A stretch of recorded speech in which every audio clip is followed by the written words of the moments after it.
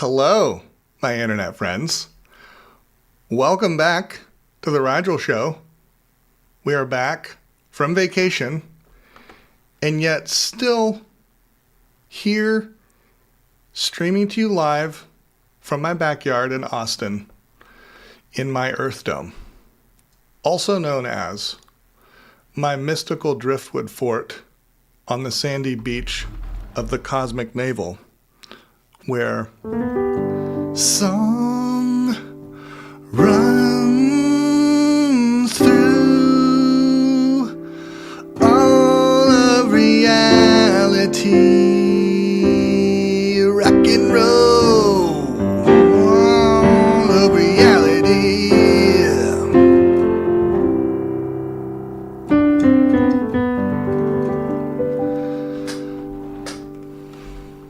Yep, we're back.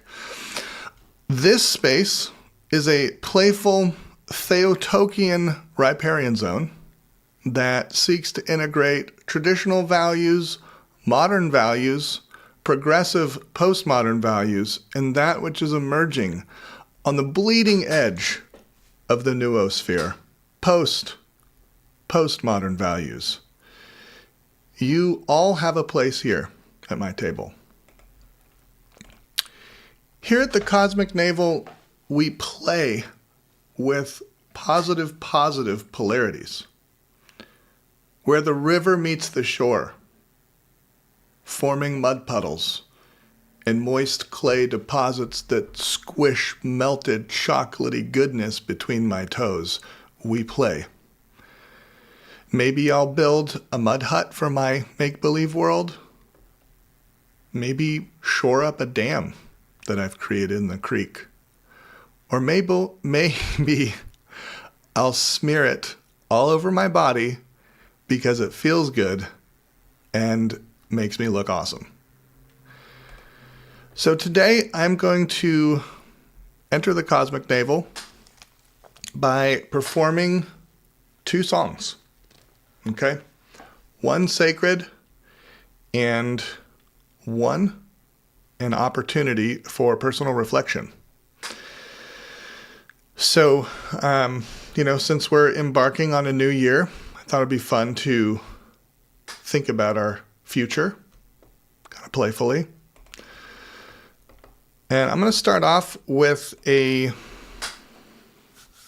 since we're just past the feast of Theophany, where Jesus was baptized, I am going to sing the Troparion for Theophany to just kind of get us started. So I'm going to get my little Rigel chant going here. And,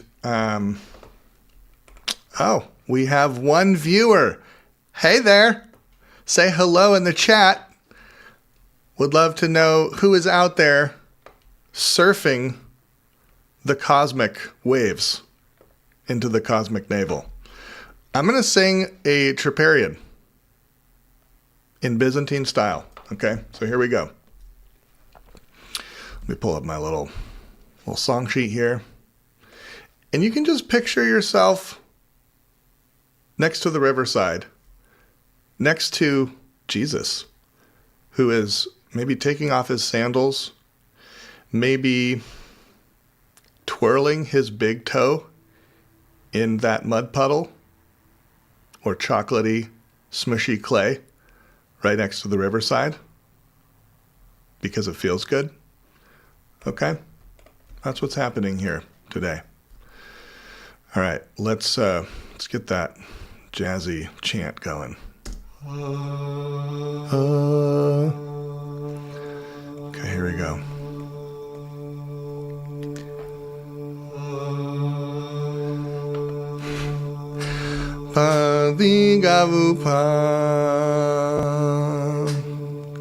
When thou, O Lord, was baptized in the Jordan, worship of the Trinity was made manifest.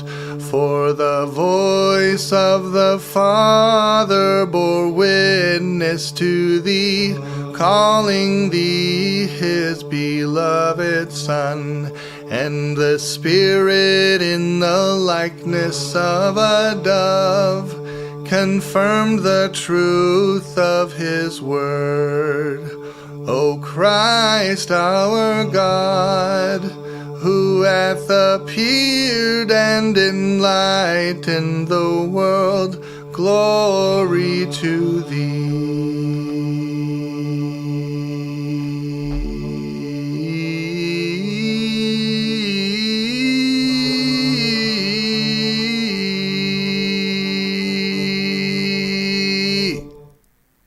Oh man, we're so tight. Nice to see you, Ron. Oh, nice to see you, Landbert. Y'all, come on in here. I'm going to do one more song for you guys just to kind of reflect on what's past, what's coming through. Max May. Glad to see you out there. Okay, I'm going to play another tune that is by a guy named Mose Allison. It's called Ever Since the World Ended. And I always kind of thought this was a kind of sarcastic, nihilistic take on the world. But I have come to see it as maybe more hopeful and part of the developmental process. I see the world. The world is maybe just parts of myself, parts that I've constructed to get by in this world, to survive. Okay? Sam, nice to see your dang face out here on the internet. All right, so here's a kind of bluesy little tune called Ever Since the World Ended. Oh, I'm going to bring my keys, my fingers up here too. All right, here we go.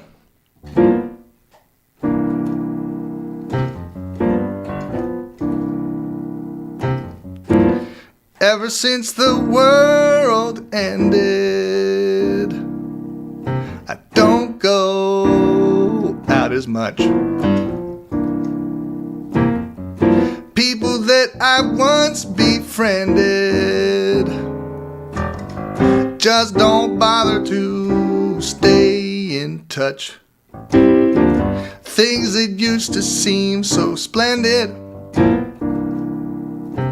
don't really matter today. It's just as well the world ended. It wasn't working anyway.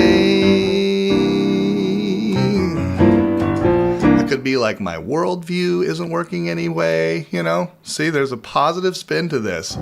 Ever since the world ended, there's no more Bible Belt. Remember how we all pretended, gone round lying about the way we felt. Every rule has been amended. There's no one keeping score. It's just as well the world ended. We couldn't have taken much more.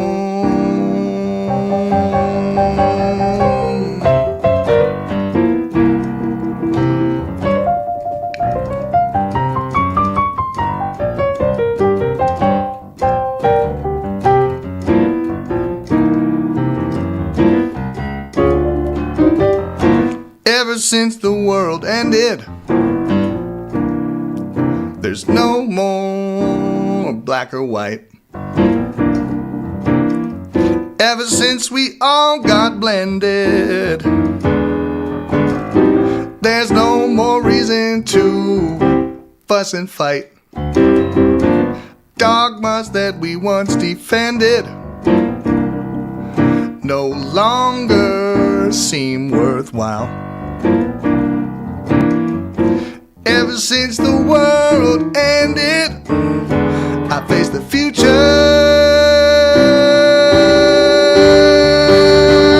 with a smile, with a smile, with a smile, with a smile, with a smile. Hey, Terry.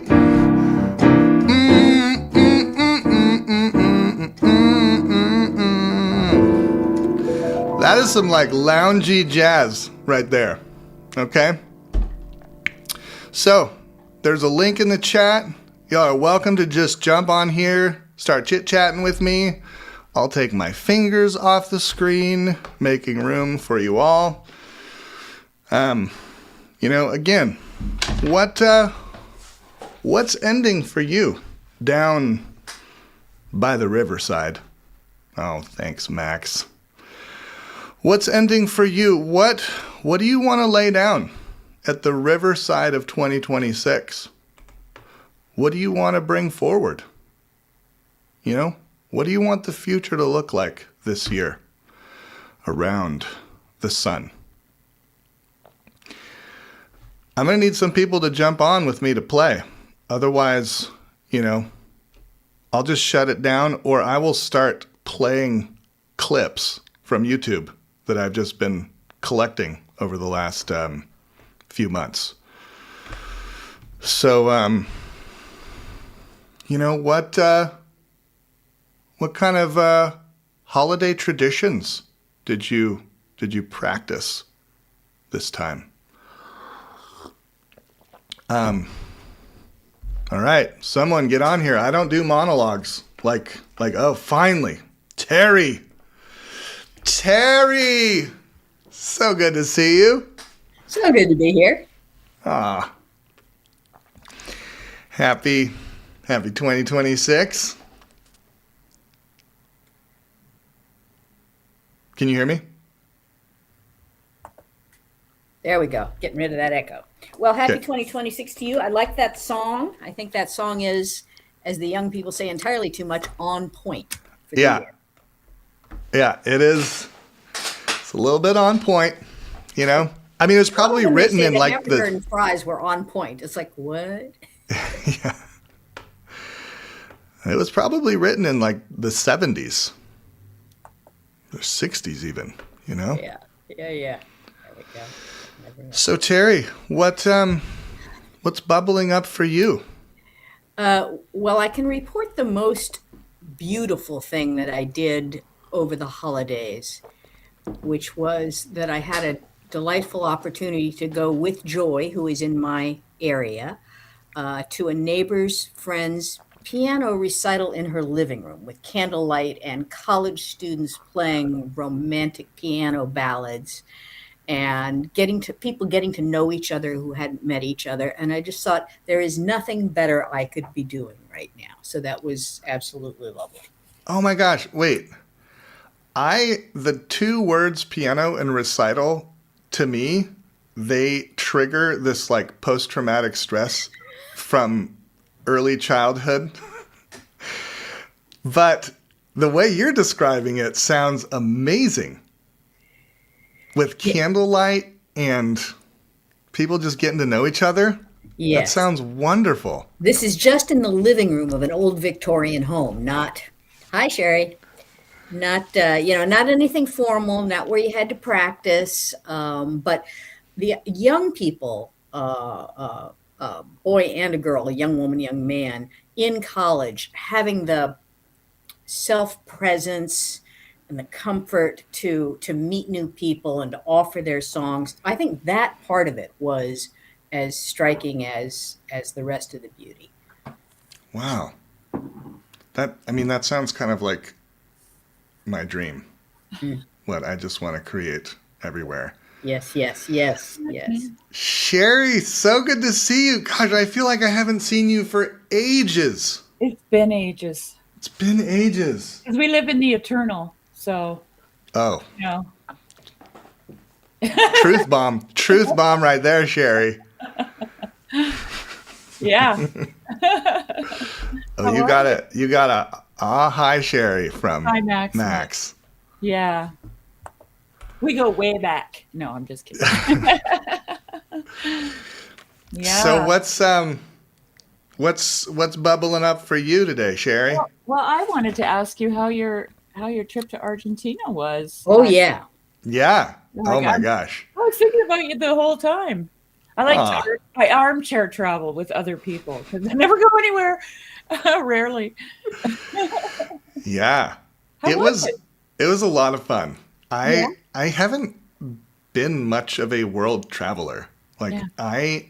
this is a pretty conservative part of me. Is I like to find my little places and kind of like put down roots and get to know people and keep coming back and kind of creating these bonds. Yeah. So the only time that I've been overseas or really out of the country was, well, I mean, is Canada actually going outside the country? I Yes, feel like, we do have a border. okay. This is good for me because I'm like, Passports and things. I know. Remember, I last time I said you were from Alaska because I'm just so like United States centric. Well, that popped up again. I mean, another real kind of paradigm shatter was kind of realizing that people in Argentina they're not enamored by us Americans. And here's the other thing. They don't even, like, if we call ourselves Americans, they're like, we're Americans. So you have to say North Americans. Yeah. It just, I'm so U.S. centric. It's really, Well, not to belittle all my American friends, of which I have many here in the corner, but when I moved to, Canada's friend across the pond, when I moved to Michigan, I was in grade 10, I believe. Yeah, halfway through grade 10. My parents never moved at the beginning of a school year, so it was always halfway through, start a new school.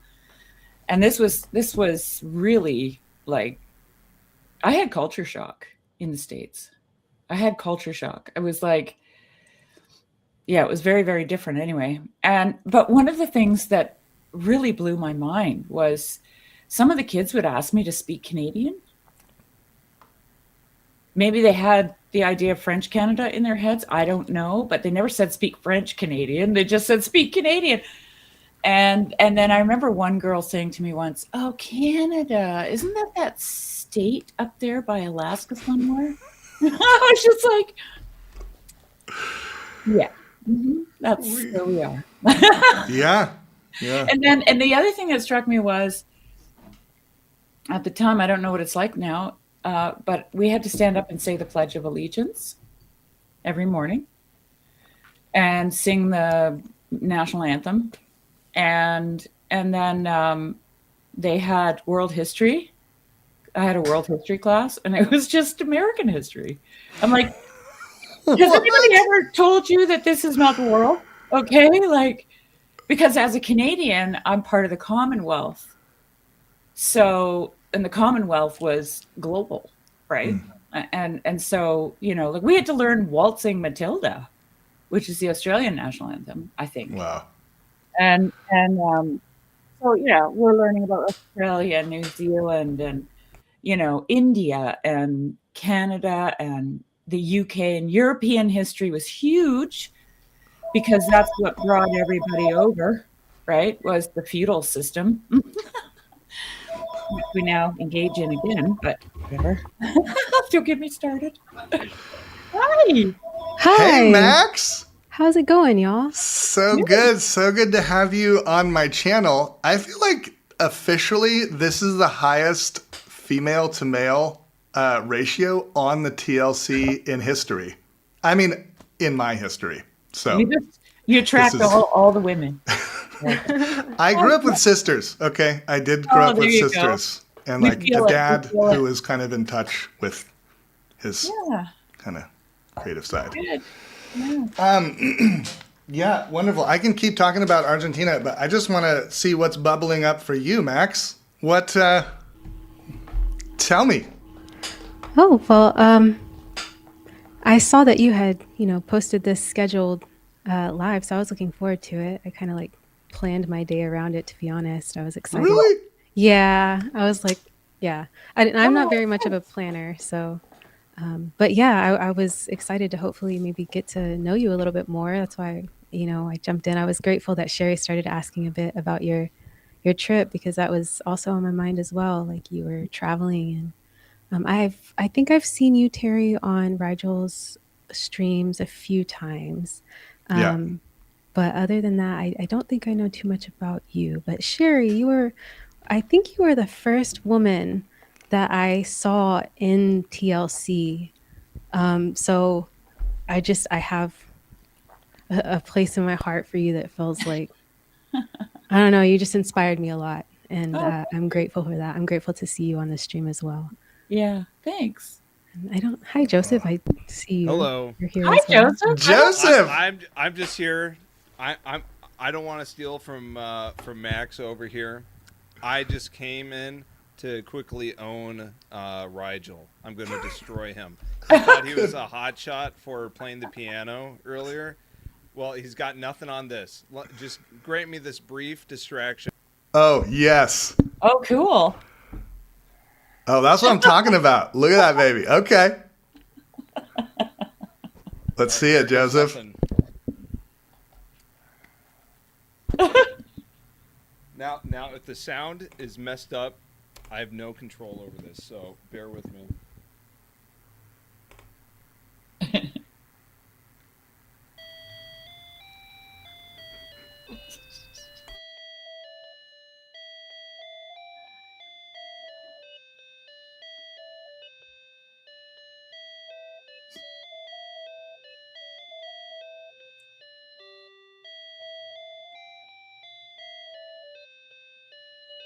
Oh!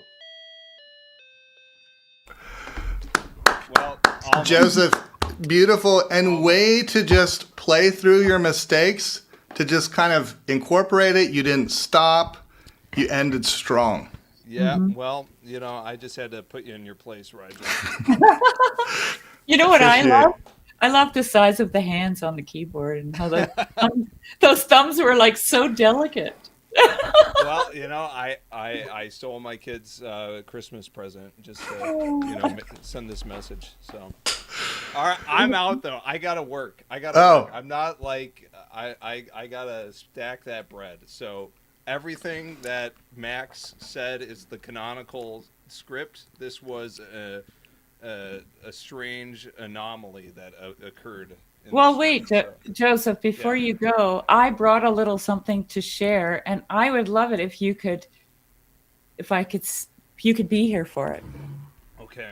All right. Thank you. Just for you, You Sherry. shared something. Yeah.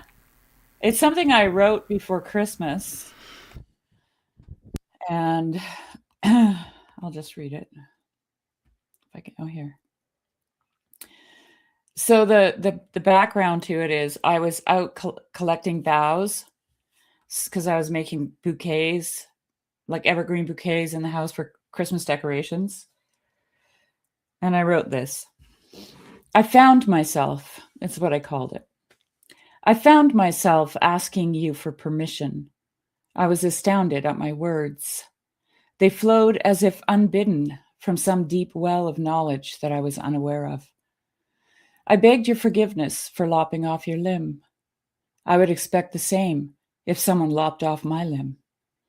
I thanked you. I remember the days when I never thought twice about such things.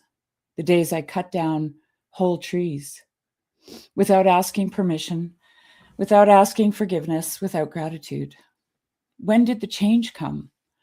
I have no memory of it. I do not see the difference in time between then and now.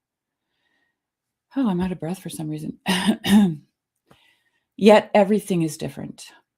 Everything matters. I became without my knowledge. I was transformed in the twinkling of an eye. I am someone I never consented to be. I was dragged through the infidelity of an ungrateful life to this moment. This moment when I unwittingly encountered myself doing something I never knew how to do. I never knew why I should do it. I walk beside myself, I don't know my own companion. My companion who shows wisdom, who shows me who I really am. I am amazed, I am confused. Confused and amazed, I stand in awe. And you flow through as if a portal was opened, and you stepped through, and I can't remember where I was when it happened or what I was doing. I never opened it. You did. I am humbled, I am grateful, I am not even myself. I have become without my knowledge. Without my consent, you have transformed me.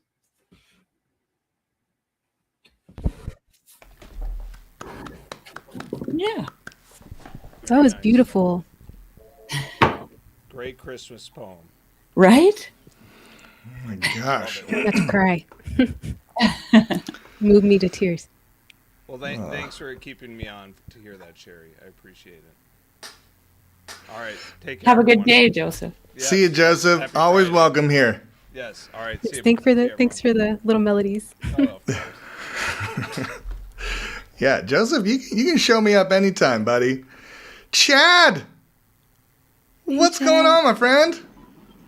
Howdy, howdy. I just was over at the old Graham Grizz show and said you wrong, and I thought I'd come over and say hello while I'm on my way home. Wonderful. Pretty darn good. Anything bubbling up for you in this the river of 2026? Well, Carolyn's birthday will be next month, her first birthday, so that's pretty exciting.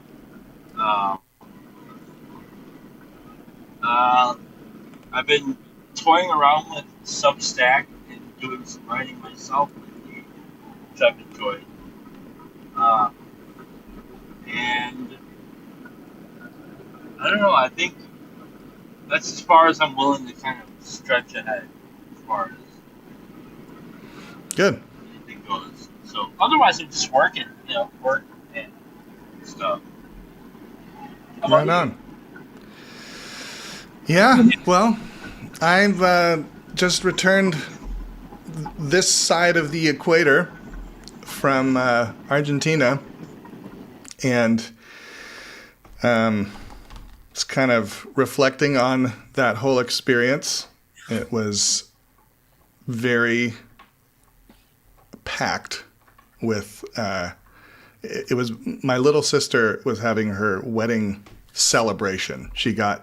She eloped here in the States during the pandemic, but no one could show up because of the pandemic. So she kind of invited everyone down there. So there was a big old party down at her place in Mendoza, and a lot of wine and steak, like every single night, just constant.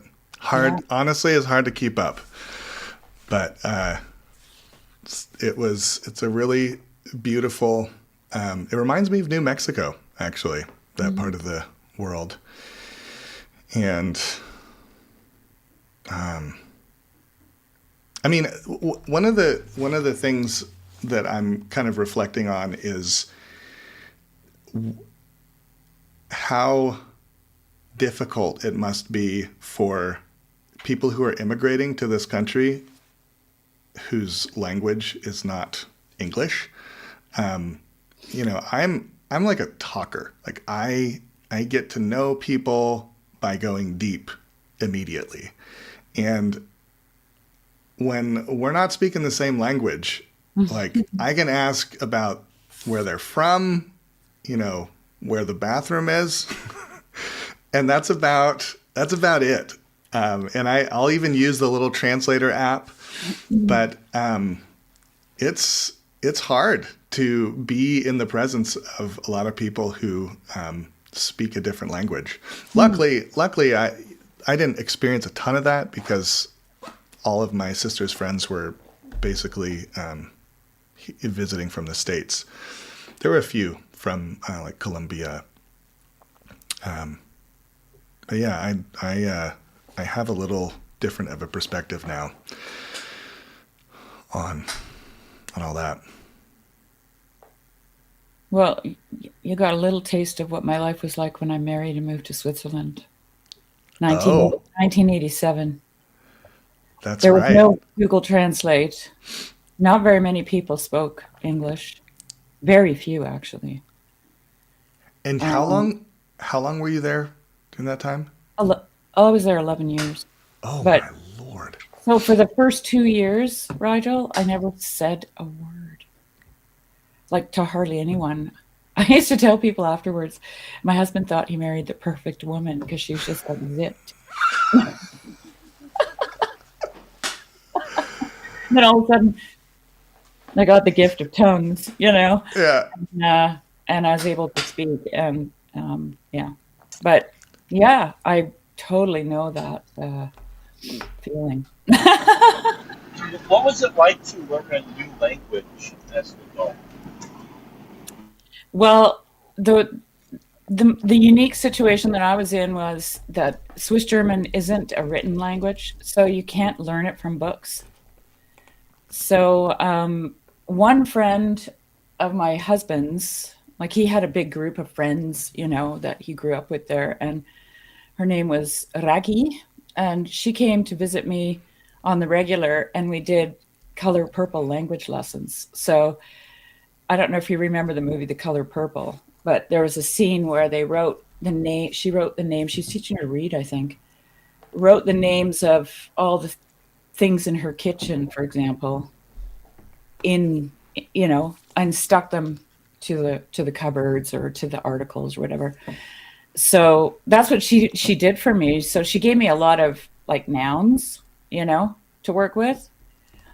But then you have to put those nouns together, to get you need verbs. And after the first year, I had a baby and an infant, and like nobody in the hospital spoke English either. And my husband happened to be, every Swiss man has to serve in the military. They have like a civilian militia. And so they have 3 weeks every year where they have to serve. And he was doing his military service when I went into the hospital to have the baby. So he showed up at the hospital, and then after my hospital stay, he dropped me off at home and went back to the military to finish his service. And I woke up, I think it was the second night I woke up, and because my baby didn't wake up to drink, and I checked on him and he was fevered. So he was like a week old and he was like high fever. And I'm laying in my bed with my newborn on my chest, and I don't know who to call. I have no one to call. His parents didn't even speak English, So anyway, yeah, not being able to speak the language in a place, it's really, I mean, it's obviously humbling, but it really improves your listening skills. Like crazy. Yeah. I mean, one thing I noticed is everyone kind of, and something that was a little bit embarrassing, is just what ends up happening is everyone who does speak a little bit of English ends up catering to me. Yeah. And I don't know, it just makes me think about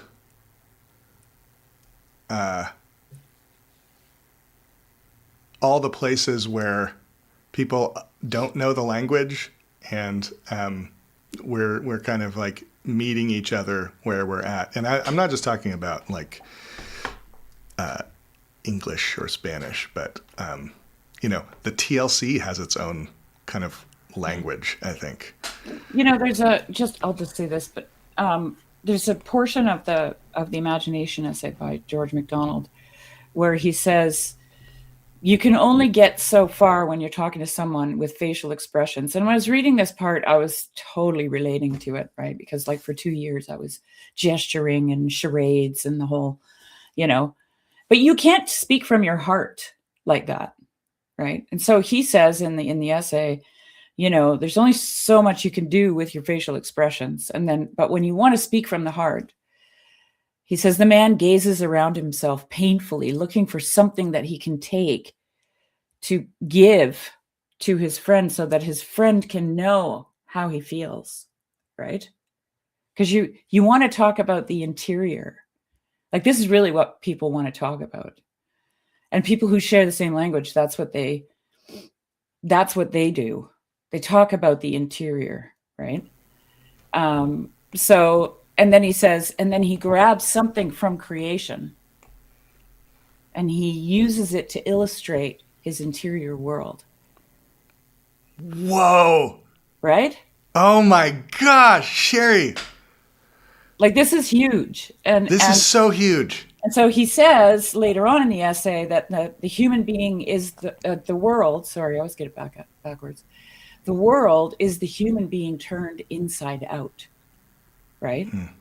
And he also says in another piece, God always means what he says, but we always mean more than what we say, because the meaning is imbued in creation, which is where we go to take language. Okay? So imagine a vessel. So you find a vessel in creation, like a tree, and you pick it up and you take it, and you want to pass on your interior life, right? Which is because the tree is you inside out, okay? So you take that and you want to pass it off to somebody, but it's filled with meaning from God. So if that's the case, then whatever you take and pass to the next person is always going to mean more than what you are saying. Can you start over? I have no idea what you just said. You just have to rewind and listen again. I tried to I know what you're Okay. saying, Sherry. You're kind of saying, like, it's almost like in the meeting of two individuals or two even different bodies, because it doesn't have to be just people. It could be, like a company and a company coming together. Like, that's why they have contracts in companies, because they have to narrow in on the meaning and agree on what means what before they can even have an agreement. So I get what you're saying, how like we draw from the meaning that we perceive, but when we put it forth, there's always like more meaning because it's coming into contact with the outside world again. That's kind of what I got from what you were saying, at least. Yeah. Well, if I could expand on it slightly without taking up a lot of time.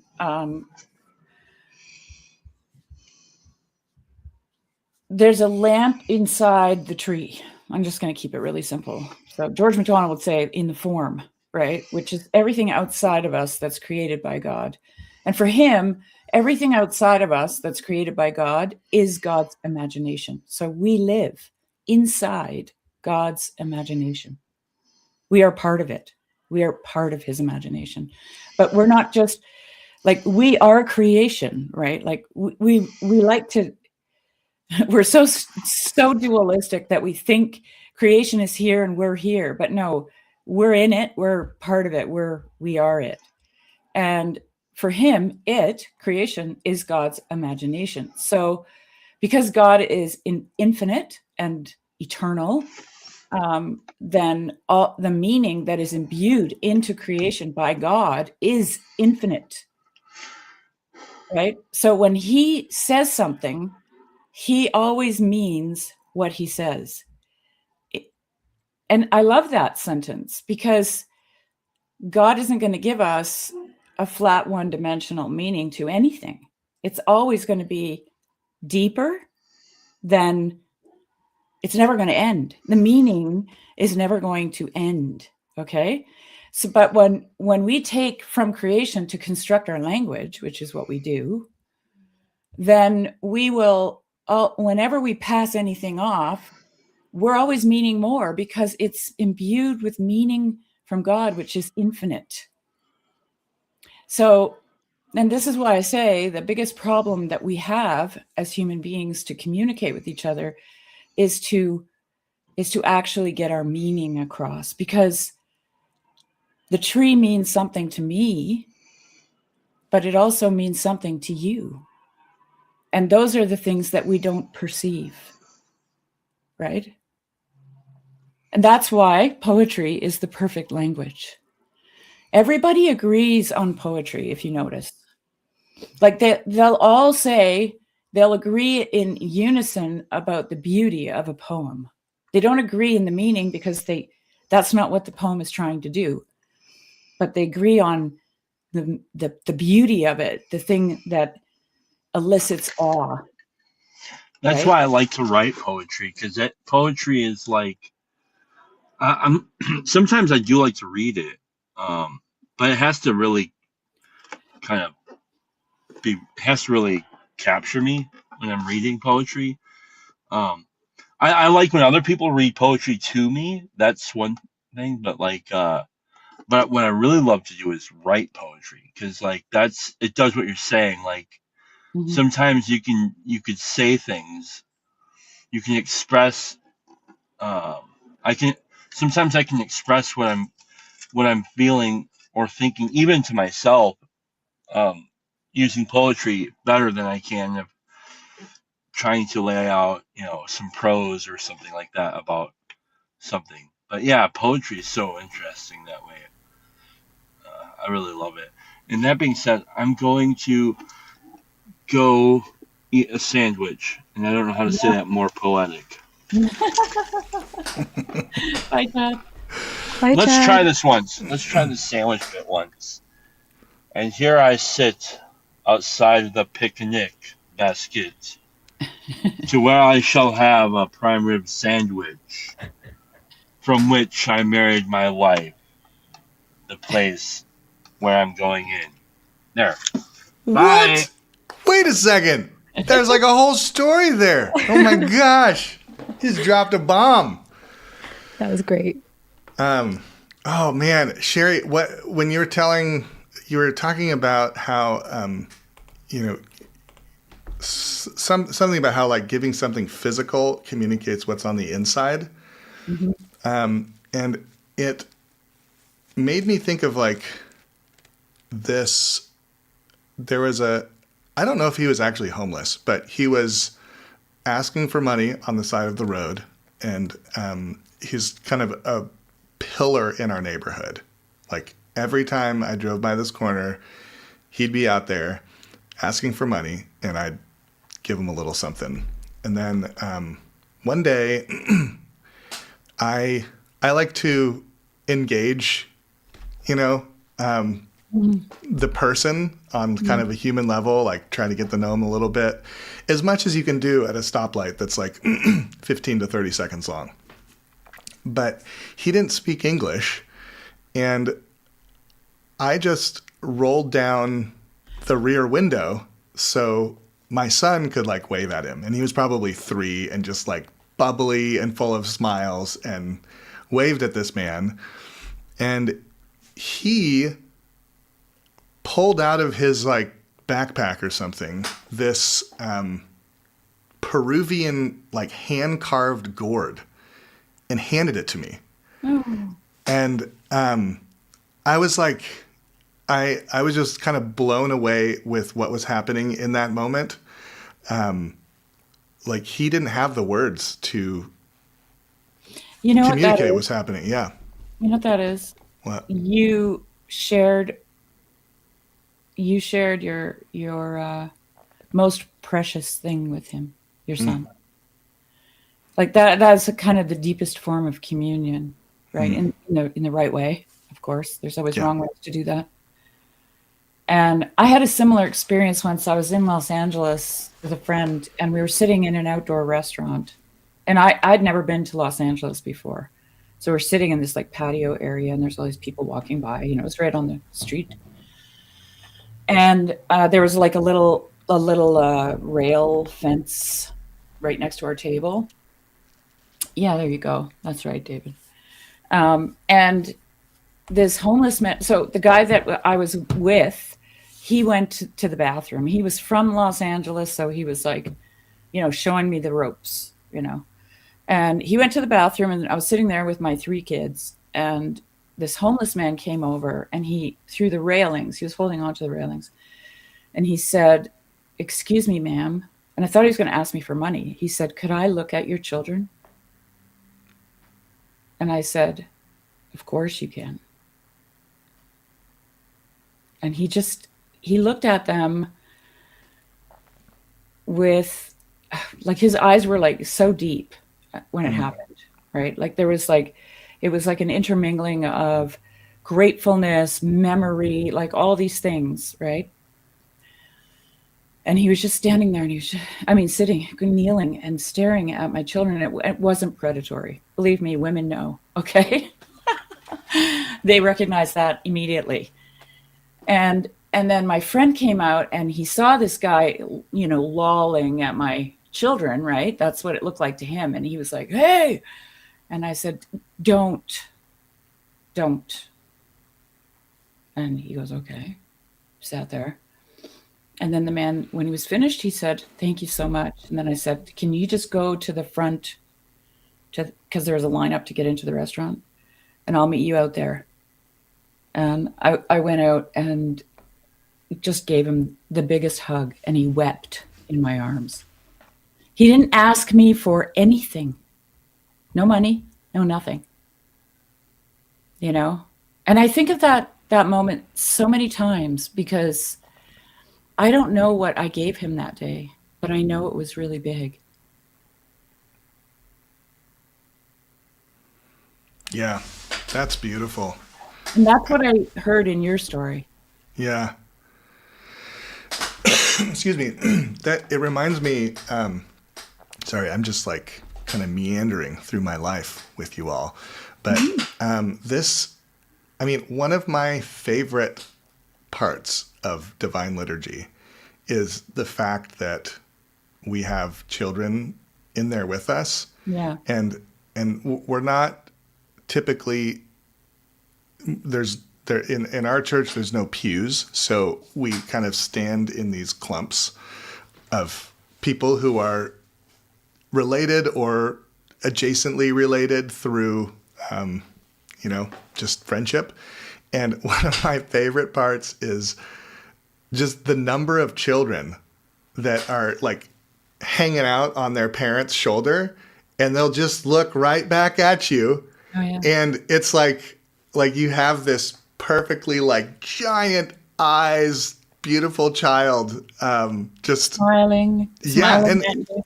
yeah. And just checking you out. Like they're, they don't know any better. They don't know that you're not supposed to like linger with eye contact too long, or it's awkward. They're just like taking you in fully. And it's like, I just take them in back. And it's one of the most lovely things. I feel like that would add to the brightness of the experience.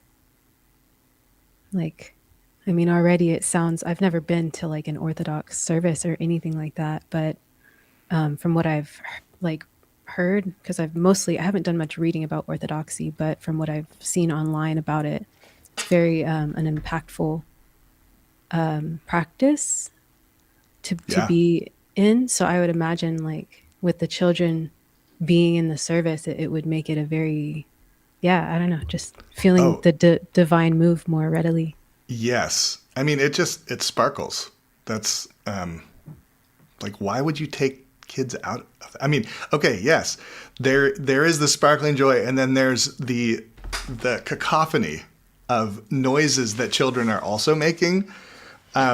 So it takes some like acclimation to just get used to it, but in the middle of it, those little moments like definitely bring the light.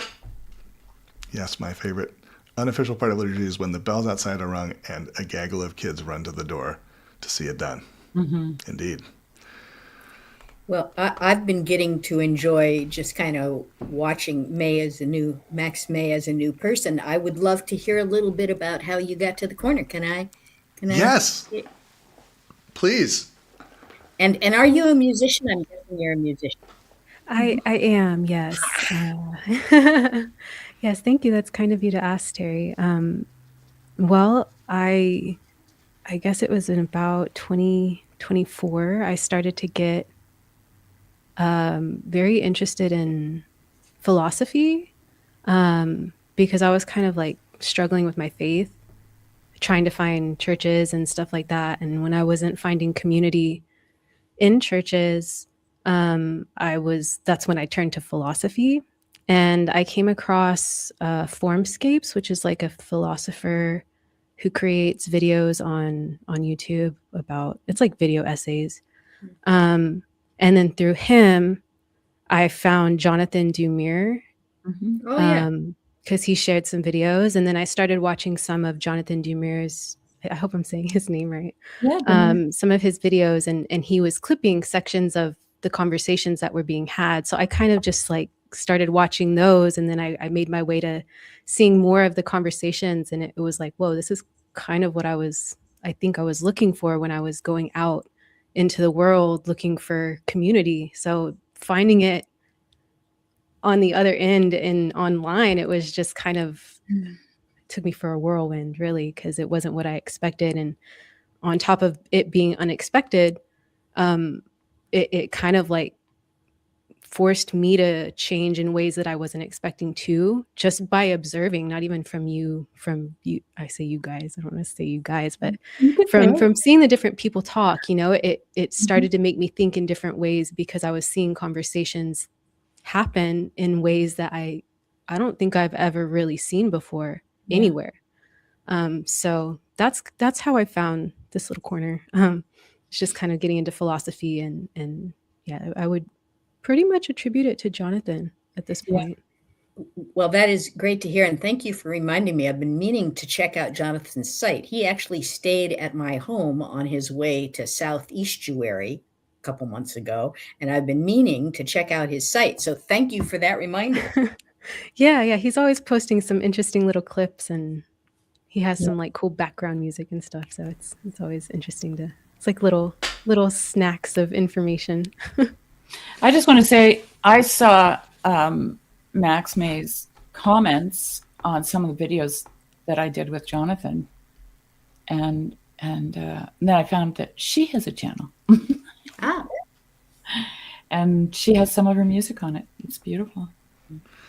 Thank you very much. I don't really know how to answer that question when people ask me what kind of music I make. Yeah.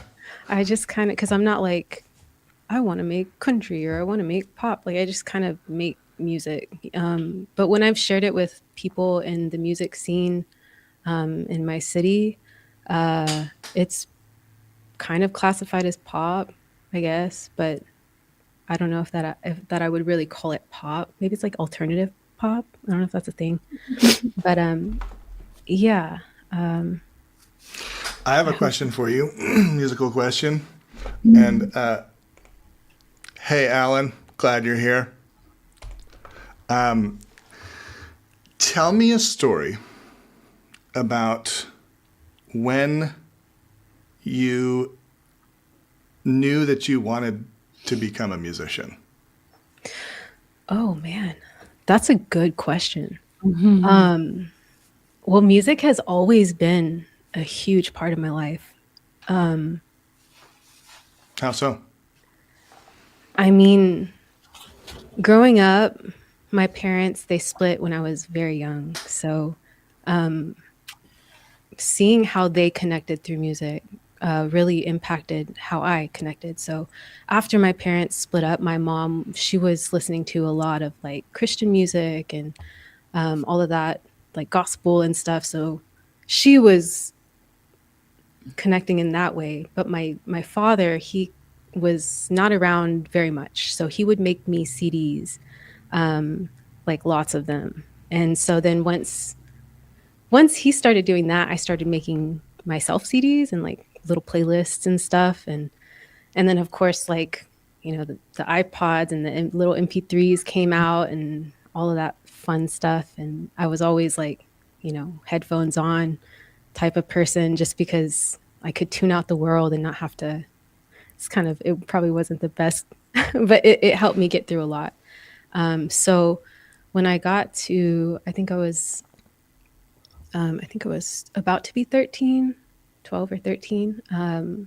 I picked up a guitar that my brother had been gifted that he didn't touch at all. Like I think he tried to pick it up and then he just didn't. It's kind of painful. We actually talked about it recently when I talked to him. He was like, "Yeah, I didn't pick it up because it was too hard. Like it was just painful." But yeah, I felt inclined to do it, and it was even more special than just listening to music that I connected with. It woke something in me, that I didn't know existed. So it was really just taking that love for my music a step farther. Yeah, I don't know. I think there was a person in middle school that I had seen play that had inspired me. Always just been like, I guess, seeking inspiration, like throughout my life. I think it's been what's helped me connect. So that's kind of how it started. It was just I needed something and it was there. You know. Wow.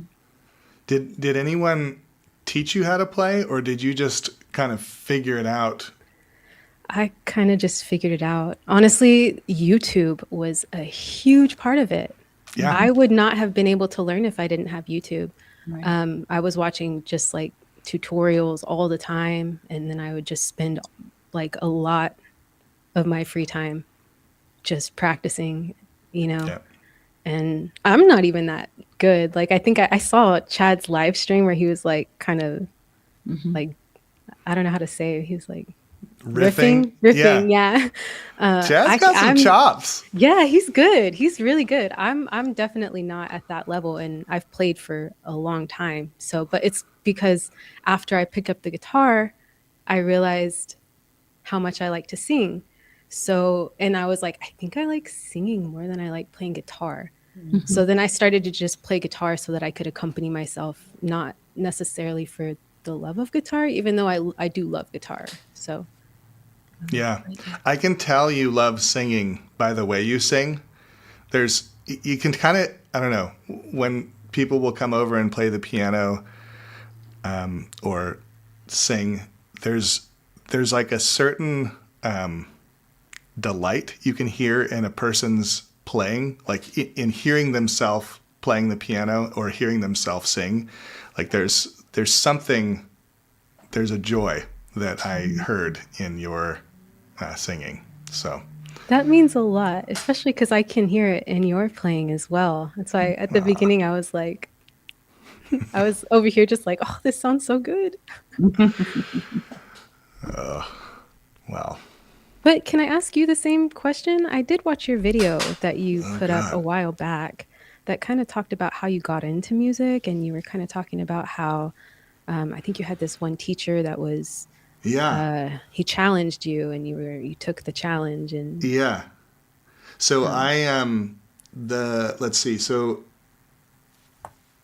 I kind of grew up in a pretty musical family, not a trained musical family, but just like I would call it like campfire style playing, where a lot of folk songs, a lot of James Taylor, a lot of Beatles, and so we just kind of grew up singing together. We even had, oh my God, so I did not grow up going to church. I didn't even know what a church was, really, until like a Sunday thing, until I moved to Texas. And then it's like, if you ain't in church, like you're not doing something right. But we had family sing day, which I hated. Oh my gosh. We would sit in our south-facing windows, and I would watch my friends, out in the field playing with their remote control cars, and I had to be inside with my family singing like Home, Home on the Range and like Christmas carols in, August to get ready for our little tape that we would send out to family members. Oh my God. But it got me singing, and I am actually grateful for that experience, even though I didn't love it so much at the time. But, I inherited my great-grandmother's piano when I was 8, second grade, and just kind of took to it immediately. Started kind of playing by ear, learned the NPR theme song.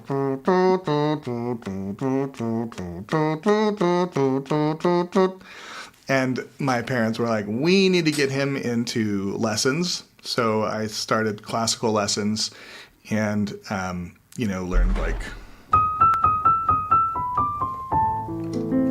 Für Elise, all those fun things. And I was excelling, and I had like giant hands. I'm like this little third grader with like enormous hands. So I could play things that people my age like couldn't play. But I didn't have like the attention span to learn what was on the page. And maybe they say I had kind of an overpowering ear. It's probably a combination of a lot of things, but I ended up just being kind of a difficult student for my teacher because I wasn't learning what she was teaching me. I'd kind of like fudge it and make things up and kind of play what I thought sounded good. And she was like, Rigel, I'm going to bring someone into your lesson. Just see how it goes. A different teacher. And it was this old black guy named Overton Berry. And I'm going to bring my keys to the screen here so you can see what I'm going to do here. So he said, Rigel, get out your tape recorder and I'm going to teach you a Latin montuno. Turns out this was like my first mystical spiritual teacher. I didn't really know it at the time, but he taught me this very simple, actually not so simple, but this rhythmic piano chord progression called the Latin montuno, which just goes like this.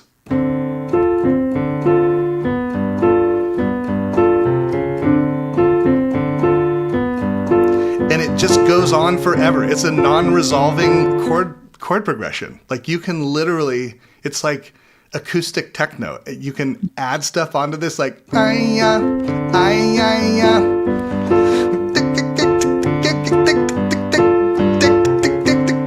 got like a bass player, you just start layering these things in. It just turns into this beautiful participatory group process. Anyways, I learned that. It took me like 2 weeks to learn that because it's actually very syncopated and kind of tricky to separate your left and right hands from each other. And started taking with him, and he taught me blues, boogie woogie, introduced me to jazz and kind of the basics of jazz. And so I kind of went down this path of, it's so fun. I started to like love the piano, whereas all my friends kind of at that age who kind of kept with the classical lessons were developing a post-traumatic relationship with the piano. Your first teacher has to be commended. Yeah. Yes. No, he's an amazing man. There's actually like a 5-minute video of him. It's kind of like a little spotlight of one of these jazz legends. He was a jazz legend. I didn't really realize it, but he happened to be kind of passing through our town. No, I mean the first teacher. Oh, the first teacher. Yeah. Yes. No, she's amazing as well. She saw something in you that she redirected. Yes. Right. Yes. Otherwise, you would have fallen away, and Yep. all that talent and all that, Yeah. That's what Yeah. Super generous. I mean, that takes a lot of like faith to let a student go to some other piano teacher. Yeah, and it's also like humble because Yeah. like she wasn't feeling like she had failed. She just saw something that didn't fit and Right. found a match for it. You know what I Right. mean? Right. Perfect. Perfect. But, but she also kind of brought me to this point that I don't know if I didn't have that first experience with her, I don't know if it would have taken with Overton. Right. So she got me to a certain level. Yeah, you had the foundation. Yeah. Yeah. So yeah, I'm just super grateful for both of those people. Awesome. You're an amazing piano player. Ah. I was watching and I was like, man, if I tried that, it would probably take me like a month or so. Because that's honestly the struggle I have from going from guitar to piano is the Yeah. separation of your hands. Because it's not the same. People used to tell me, you should try picking up piano. Like it's pretty much, you're using both hands. It's the same kind of. And then, I pick it up and it's like not the same because my left hand doesn't move as much on the guitar as, well, maybe if I Yeah. did more scales and stuff, but I never did. Well, Yeah. I I mean, actually tried to take a jazz piano class in high school, but I thought they were going to teach me more about how to play, but it was like a secondary class. So I ended up dropping out because I was like, "Oh, I'm supposed to already know how to play piano to take this jazz piano class." So yeah, seeing you play it, it's just like, man, that I wonder if I would have just stayed in that class if that's where I'd be at now. Yeah. Well, I mean, I think it was a brilliant move on Overton's. By the way, Sam, she shifted the Overton window. I like that. Nice. Brilliant. Sam, you're here with me. I just keep seeing the brilliance of him starting me off on that one little pattern because like so much of jazz, so much of just the way the brain has to work to get two appendages kind of working with and against each other it's like contained in that one little thing. And I still use this pattern in like everything that I play. This kind of the voicings that I use here, this kind of syncopated pattern is like all over my music. And I'd be happy to show you, like send you a little video or, take a minute to show you that little pattern sometime. Because it like breaks your brain. But once you get it, you can like, the world is your oyster. And back when I did teach for like 5 years. Almost every student I would start off on the Latin Montuno just to kind of like see where they're at. There's different kind of levels you can iterate from, and there's levels of complexity. So it's just a great like starting point for a lot of people. I am going to take off. That is delightful. I'm going to go across the street and ask those young college students playing the piano if they know of the Latin Montuno. Going to spread the word. Spread the word. Yeah. Terry, it was nice to interact with you. Thank you so much. Yes, for your absolutely. questions. Hope to see you again. And Sherry and Rigel, love you to pieces. Love you. Bye, So Terry. good. So long. See you, Terry. Well, thank you for sharing that also, Rigel. Yeah. Yeah, it's interesting to hear more about the story because I did see that video that you posted, but it's cool to kind of hear just it like fresh, And I don't even know if I actually answered your question. I mean, I think you kind of did. yeah. I mean, I kind of fell into music because part of the story is we didn't have a television in the house. My parents were like very principled hippies. They're like the live off the land, very I mean, Sherry, I feel like you're not like a hippie, but you are very principled. You are like very principled in your relationship with the earth. Yeah. And I feel like that's kind of the environment I grew up in. And so I was bored a lot. So I was really bored. Like I would sit That was and like shocking, actually. What you I said. would like I would like watch crows dropping little nuts on concrete for like an hour because I didn't have a TV, you know? That is so funny. Really? Really, Rigel? Yeah. So when the piano came around, it was like, oh, this fun, cool thing I could learn. And no, I am grateful for the boredom that I My got kids to used to say, experience. I'm bored. And I'd say, oh, really? I have so many here. Wait, let me get my list. Yeah. There we go. Oh, I think you could handle this one. You guys could go out and pick all the raspberries.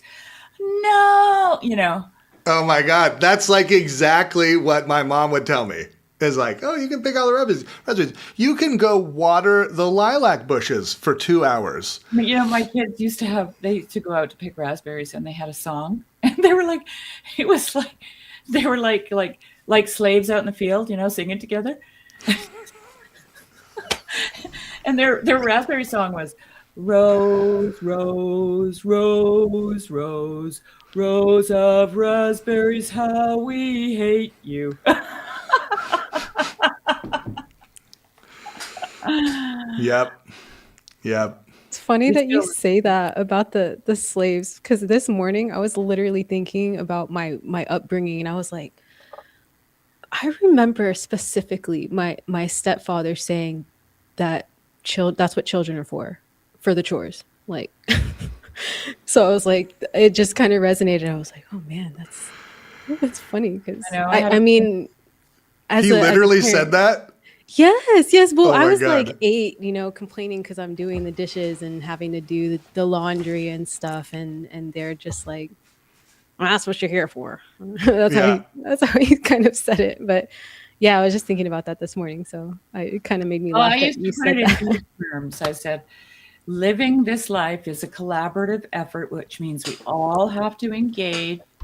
And so that means that you have to do this and you have to do that. You have to do that.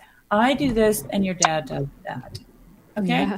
Otherwise, nothing gets done and we are hungry and cold because we provided our own food, our own heat, our own hot water, right? So yeah. And it made it way more tangible to them. It's not like, well, I got to pay the bills, so you got to you got to do the dishes because I got to go to work. Yeah, That's so abstracted, right? It's totally abstracted. They don't have a relationship to the light bulbs. You know what I'm saying? But they know what it means to chop wood and throw it in the fire and feel warm.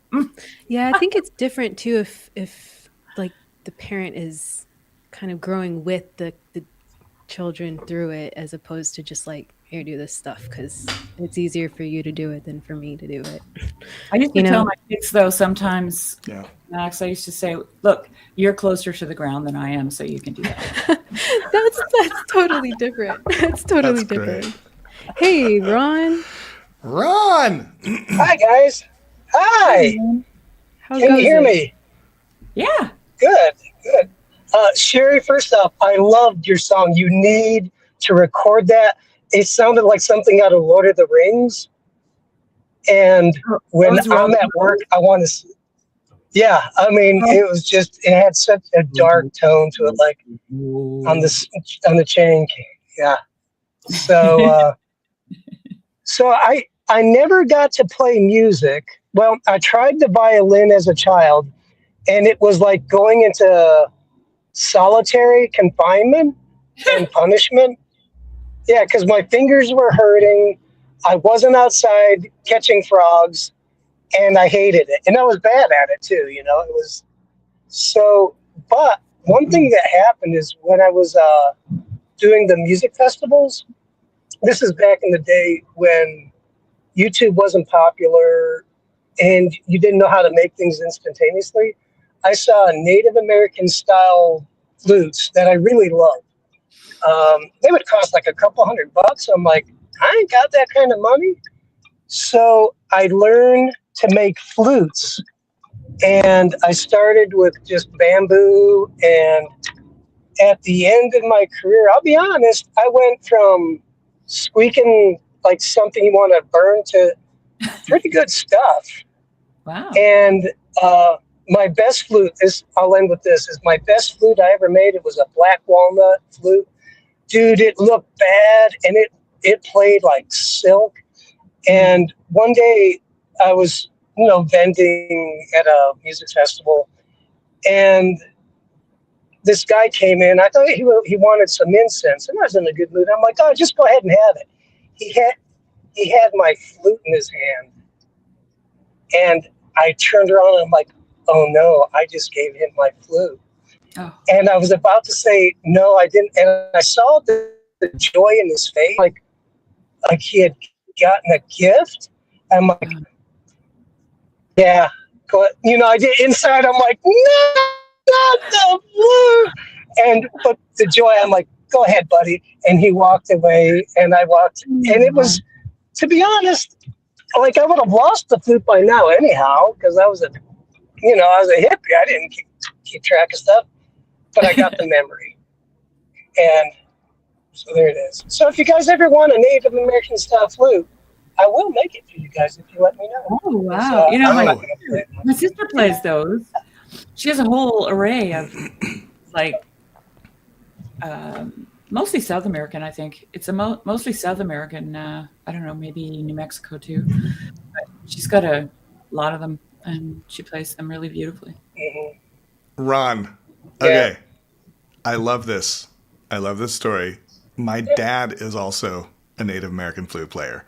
Ah. Total hippie. Ah. But Ron, will you someday bring a flute offering to the Cosmic Navel? Ah. Oh, all right.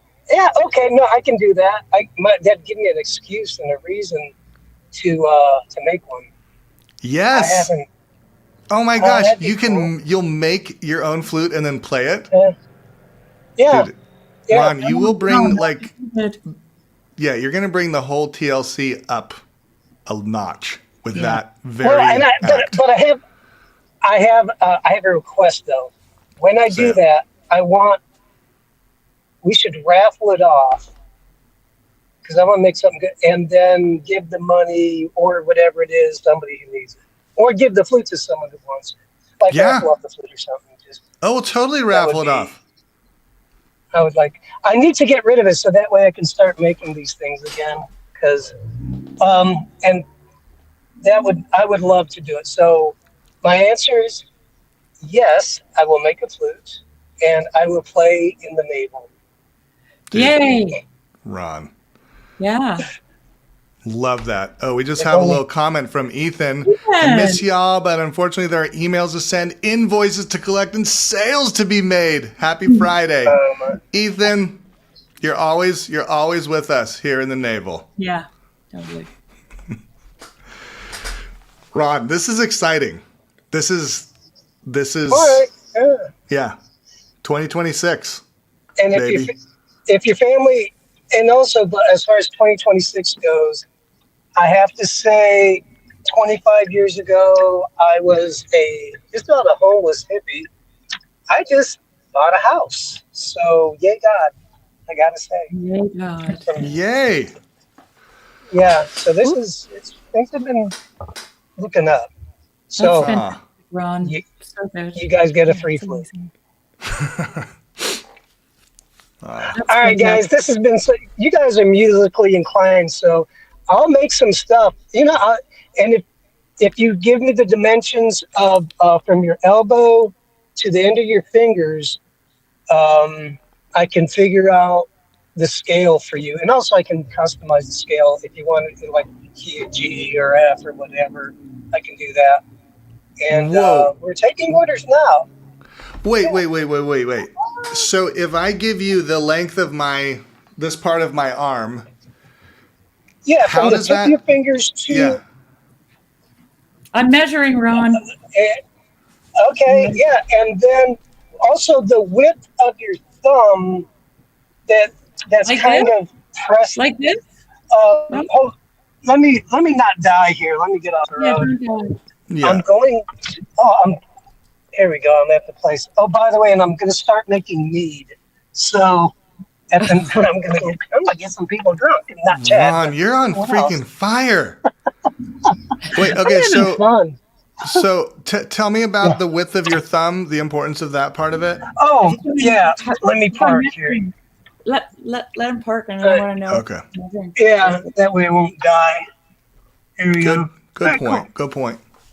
Yeah, all right, safety first. So the width of your thumb from side to side gives you a relative spacing for the holes, so that it's not too wide.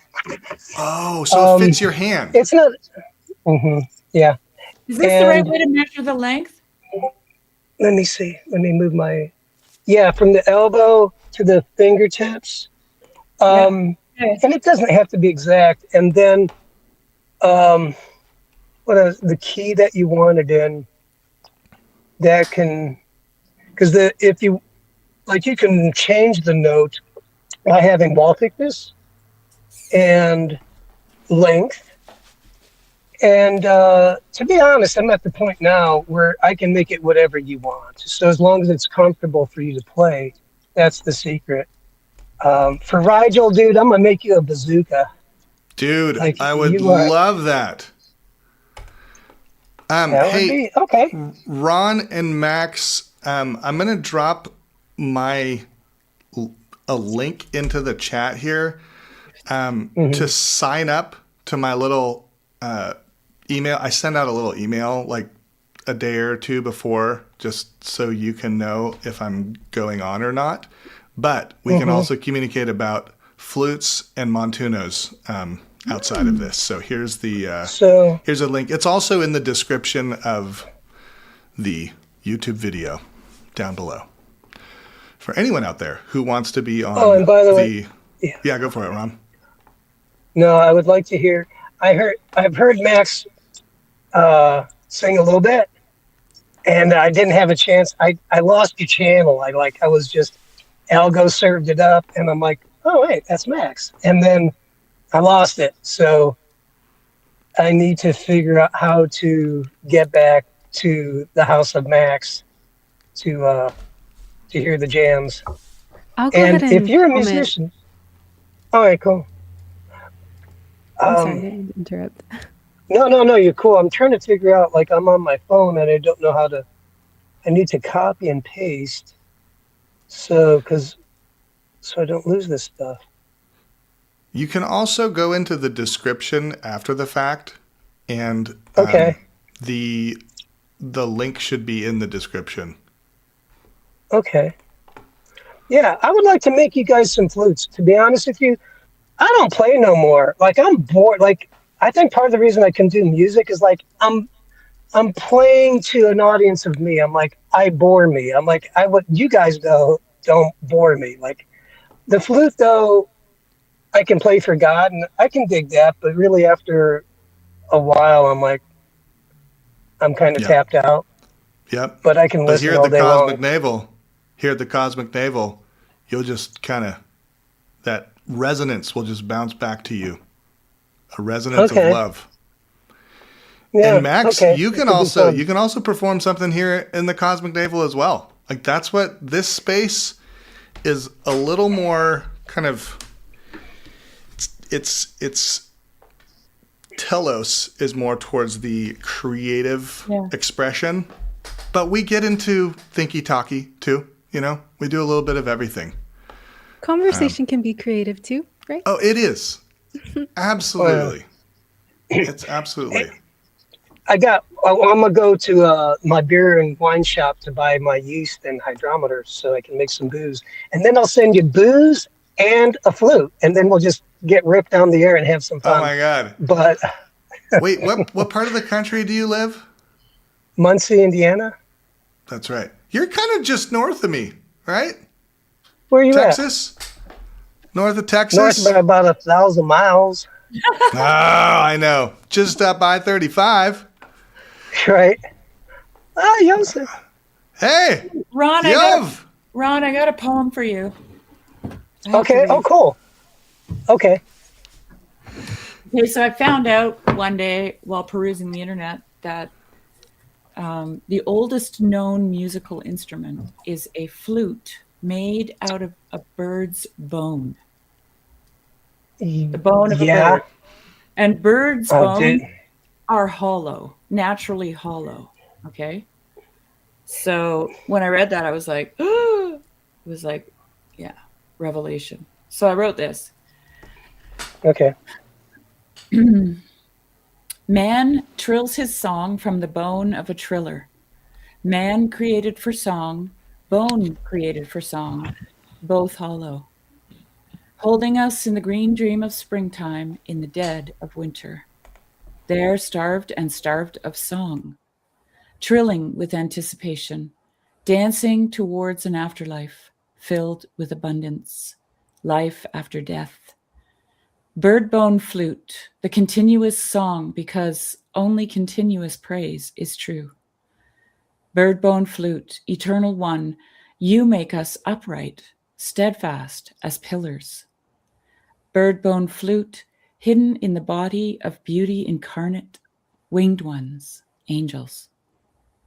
The man tramples death by death within bodies of death until the song is resurrected. Winged one, bringer of song, continuous praise, because only continuous praise is true. Birdbone flute. Dude, So good. like it. You have a poem for everything, Sherry. No, not everything. Well, I wanna welcome Yov right before we sign gotta off. go. But good to see you, Ron. All right. This was fun. Bye-bye. Yeah. I'll listen Hi, to that. Ron. All right. Okay, so no problem if you have to go because I already sent you an email. Oh, good. Well, tell me something.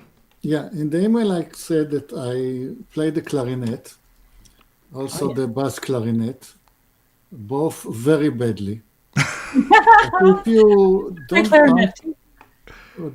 if you don't punch me in short notice, if you have some project that I can have a month to plan and to sort of tune with you, Yeah. I can provide a bass underlayer to a song. That would be amazing. I mean, here's the thing. We have started a tradition this past year, 2025, of doing some ridiculous Christmassy holiday song. We did the 12 days Yeah. of streaming, which Yeah, a thank you bass very much clarinet, for- an Indian flute on there we would have been crushing it. So we're just going to build, you know? So next year, at least next year, we'll have one song for you to participate in. And we also did it. We also did an event here. Yes. Thanks to Ethan, who Thanks. suggested it. We did a talent night, and Yeah. we need to do another one. We need to do another one. Yeah. Yeah. We thought quarterly, didn't we, in the beginning? Yeah, turns out that's kind of a lot, but I could see at least biannually. I think, yeah, like one in the winter, one in the summer, I think would be realistic. Yeah. And that gives something, just a goal to shoot towards. And I mean, you can share something in the Cosmic Navel any week, but kind of all doing something for a talent show is kind of fun. Yeah. Show and tell. Yeah. Well, wonderful to meet you. Thanks for jumping on. How do you say your name, Yoav? Treat it like two separate words. Yoav. Yoav. Yoav. Yeah. Okay, Yoav. I'll try to remember that. Join us anytime. I have to end it at 1 p.m. my time because I have a child I have to go pick up from school. But really wonderful meeting you. Wonderful meeting you, Max. Max May. So good to have you on the Cosmic Navel. Come back anytime. Sherry. Lovely as always. I'm so glad we finally got to see each other again. It feels like it's been forever. Yeah. Yeah, it was good. Missed you. Yeah. All right. Well, y'all have a fantastic weekend, and we'll You too. see each other in the eternal now. Bye, Rigel. Bye.